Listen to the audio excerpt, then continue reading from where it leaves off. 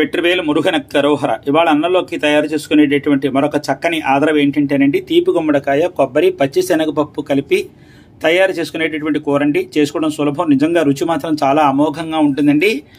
ఈ మాత్రం గుమ్మడికాయ శుభ్రంగా కడిగేసుకున్న తర్వాత పైన ఉండేటటువంటి చెక్కు అంతా తీసేసుకున్నాను. గింజలు ఈ విధంగా తీసుకుని ఎండలో పెట్టుకుని మనం ఒలుచుకు తిన్నామంటే బాగుంటుందండి. అలాగే ఏం చేశానంటే కొంచెం గుప్పిడి శనగపప్పు తీసుకుని కడిగేసుకున్న తర్వాత ఈ విధంగా నానబెట్టుకున్నాను. 1 గంట సేపు నానిందండి శనగపప్పు. అలాగే గుమ్మడికాయని పైన చెక్కు తీసిన తర్వాత ఇంత సన్నగా ముక్కలుగా తరుక్కుని అట్టే పెట్టుకున్నాను. మీకు ఎలా కావాలంటే అలా తరుక్కోవచ్చండి. ఇంక ఈ కూర యొక్క తయారీ విధానం చెప్తున్నాను. అలాగే దాంతోపాటు ఏంటంటే నేను కూరకు ప్రధానంగా కొబ్బరి నూనె వేస్తున్నానండి. మీరు కొబ్బరి నూనె వేసుకోకపోతే మీ ఇష్టం వచ్చిన నూనె వాడుకోవచ్చండి. ముందుగా శనగపప్పు విడిగా ఉడికించుకుందామండి. శనగపప్పు ఉడకడానికి సరిపడా నీళ్లు పోసుకున్నాను. నానబెట్టుకునే శనగపప్పుని ఇందులో వేసేస్తున్నాను.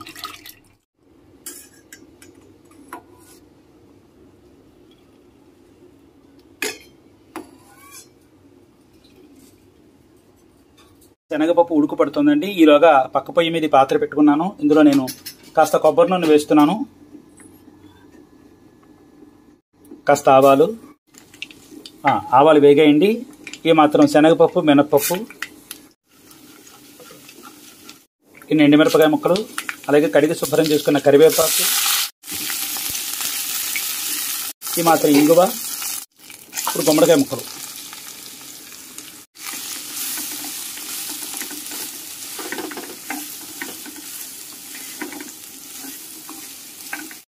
ఇప్పుడు ఈ ముక్కలు ఉడకడానికి సరిపడా కాస్త నీళ్లు వేసుకుందామండి. నీళ్లు వేసుకున్నాక కలిపేసేసి మూత పెట్టేసుకుందాం. నీళ్లు ఎక్కువ పోయొద్దండి.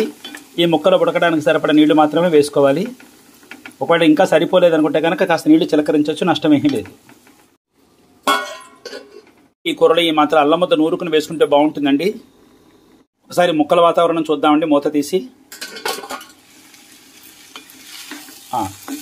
కొంచెం ఉడికిందండి. మరి కొంచెం నీళ్లు తగ్గాయి. మళ్ళీ కొంచెం నీళ్లు పోస్తున్నాను. చాలు. కలిపేసేసి మళ్ళీ మూత పెట్టేసుకుందామండి. తూచి పోసుకోండి నీళ్లు. అల్లం నురుకు తెచ్చేస్తానండి. మూత వేసేసి కాస్త అల్లం వేసేస్తున్నాను. కలిపేసుకుందాం. ఇప్పుడు కూర సగం ఉడికిన తర్వాత పచ్చిమిరపకాయలు వేసుకుందామండి. పోపులో వేస్తే పచ్చిమిరపకాయలు మాడిపోతాయి. అలాగే దాంతోపాటు ఏంటంటే రుచికి సరిపడ ఉప్పు తక్కువే పడుతుందండి, ఎక్కువ పట్టదు. ఉడికిపోతుందండి, ఇట్టే ఉడికిపోతుంది గుమ్మడికాయ.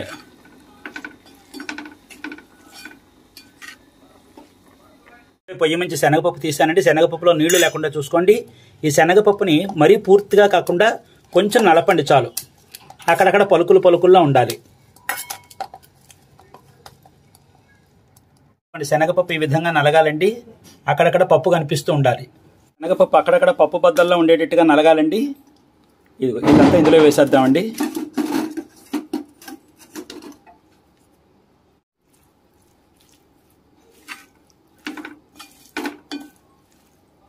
కొబ్బరి తురివేసుకుని సిద్ధంగా అట్టే పెట్టుకున్నాను. అలాగే ఇందులో నేను పసుపు వేయటం లేదండి. కొబ్బరి వేస్తాం కనుక నేను ఇందులో పసుపు వేయటం లేదు. మీరు కావాలంటే పసుపు వేసుకోండి.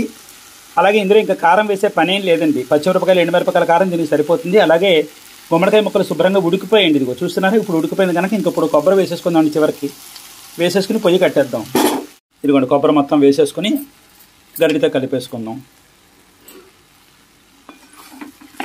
ఒకసారి రుచి చూసుకోండి. ఉప్పు తగ్గింది అనిపిస్తే ఉప్పు వేసుకోండి. ఈ కూర కమ్మగా ఉంటేనే బాగుంటుందండి, మరి కారం ఉండకూడదు. పసుపు వేయలేదు కనుక కూర చక్కగా ఆ కొబ్బరితనం కనిపిస్తుందండి. కొబ్బరి తెల్లగాను అయిపోయింది. ఇంకా పాత్ర దించేసుకుందాం.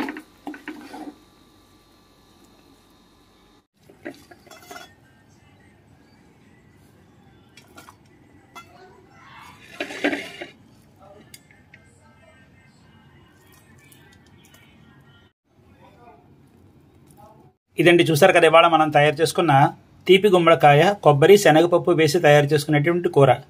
శనగపప్పు వేసుకోకపోయినా కూడా కొబ్బరితో చేసుకోవచ్చు, కొబ్బరి వేసుకోకపోయినా శనగపప్పుతో వేసుకోవచ్చు.